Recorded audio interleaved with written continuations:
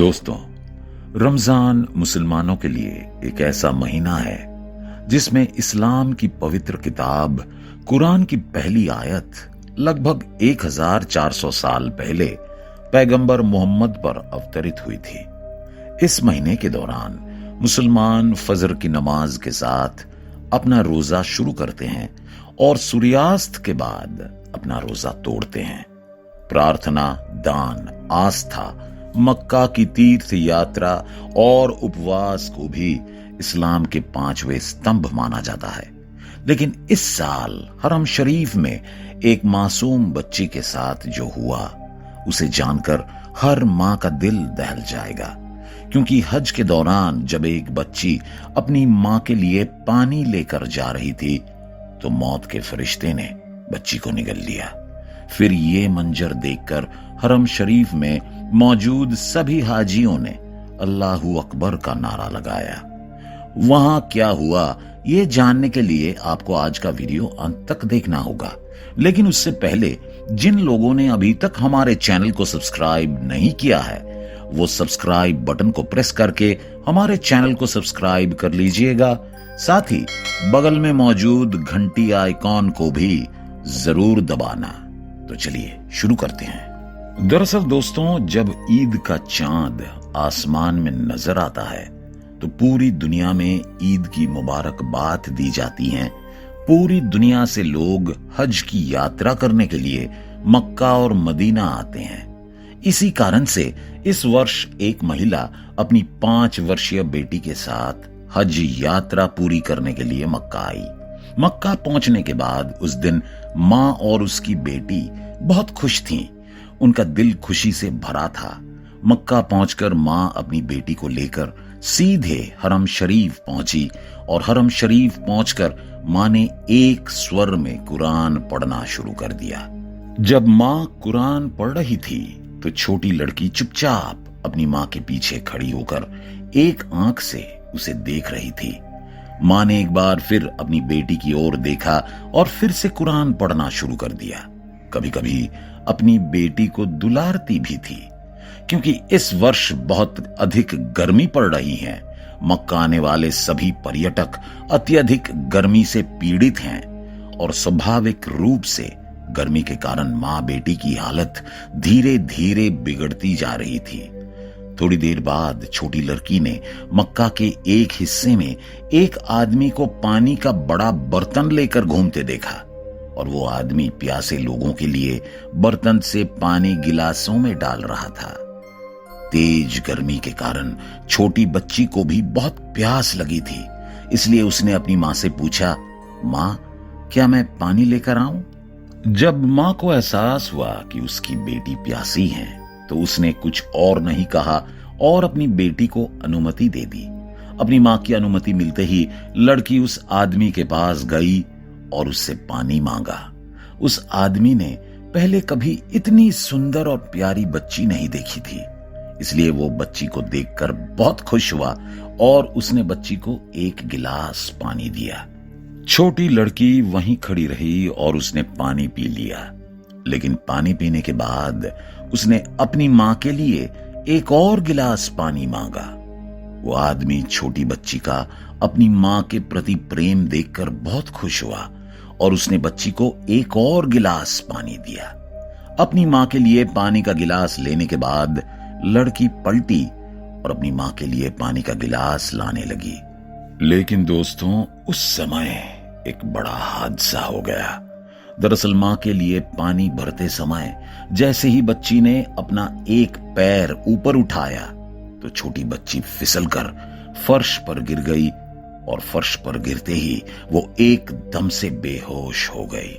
आमतौर पर बच्चा अचानक जमीन पर गिरने के बाद दर्द से रोने लगता है या तड़पने लगता है, लेकिन इस छोटी सी लड़की ने ऐसा कुछ भी नहीं किया।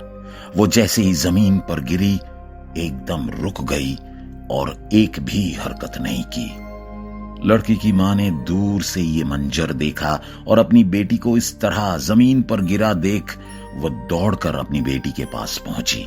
जब मां अपनी बेटी के पास पहुंची तो उसने देखा कि उसकी बेटी बिल्कुल भी हिल नहीं रही थी और उसकी सांस भी रुक चुकी थी। ये मंजर देखकर मां की छाती डर से भड़क उठी। तभी पड़ोस के और लोग उस छोटी लड़की के पास इकट्ठे हो गए और वे सब इस छोटी लड़की को देखने लगे। काफी देर तक उस छोटी बच्ची को देखने के बाद वहां मौजूद सभी लोगों को यह अच्छी तरह से एहसास हो गया कि वो छोटी बच्ची अब जिंदा नहीं है। तब सब लोग कहने लगे, ऐ अल्लाह, आपकी बेटी अब जिंदा नहीं रही, आपने उसका क्या बिगाड़ा है? आप इतनी सुंदर प्यारी लड़की की जान इस तरह कैसे छीन सकते हैं?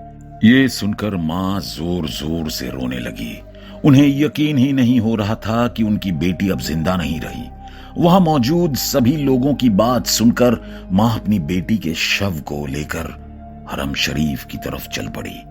वहां पहुंचकर उसने अपनी बेटी के शव को हरम शरीफ के पास रख दिया और अल्लाह से दुआ मांगने लगी, ऐ अल्लाह, क्यों तूने मुझे बर्बाद कर दिया? मेरी बेटी बहुत दयालु और प्यारी बच्ची है। अपनी मां की पीड़ा को देखकर वह असमर्थ हो गया और उसके लिए पीने का पानी लेने चला गया, और तुमने उसकी जान इस तरह ले ली? नहीं, ऐसा नहीं हो सकता। आप ऐसा नहीं कर सकते। अगर आज मेरी बेटी मुझसे दूर चली गई तो मेरा तुम पर से भरोसा उठ जाएगा। ऐ अल्लाह, मेरी बेटी को उसकी जिंदगी वापस दे दो, मेरी बेटी को उसकी जिंदगी वापस दे दो। ये कहते हुए मां और भी जोर से रोने लगी। तब वहां मौजूद सभी लोग फिर से माता के पास आए और बोले, जो होना तय है वो होता है। आपकी बेटी की नियति यही थी, यही हुआ। अब अपने मन को थोड़ा मजबूत करो, अब और कुछ करने को नहीं है। आप हमें अपनी बेटी को यहां पास के कब्रिस्तान में दफनाने की अनुमति दें। मां समझ गई कि उसकी बेटी अब जीवित नहीं है, लेकिन वो उसे स्वीकार नहीं कर सकी। उसका मन ये विश्वास नहीं कर पा रहा था कि उसका ईश्वर उसके लिए इतनी बड़ी मुसीबत लाएगा। वह पूरी तरह से नशे में था और किसी से कुछ भी कहने में असमर्थ था। लेकिन दोस्तों, उसके तुरंत बाद एक ऐसी अद्भुत घटना घटी कि वहां मौजूद सभी लोग उस घटना को देखकर आश्चर्यचकित रह गए।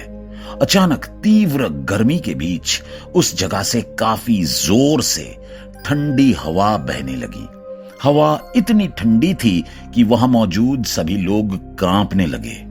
लेकिन आश्चर्य की बात यह थी कि जैसे ही उस ठंडी हवा ने छोटी बच्ची के शरीर को छुआ, छोटी बच्ची फिर से उठ बैठी। छोटी लड़की जोर जोर से सांस लेने लगी और अपनी मां को देखकर मुस्कुराने लगी।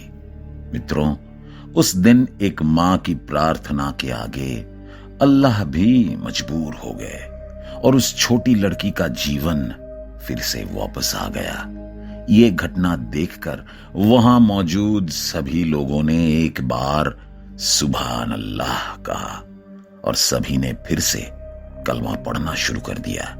अगर आप सऊदी अरब में लोगों से बात करेंगे तो आप देखेंगे कि वे भी यही कहेंगे कि सऊदी अरब में इतना ठंडा मौसम होना असंभव है।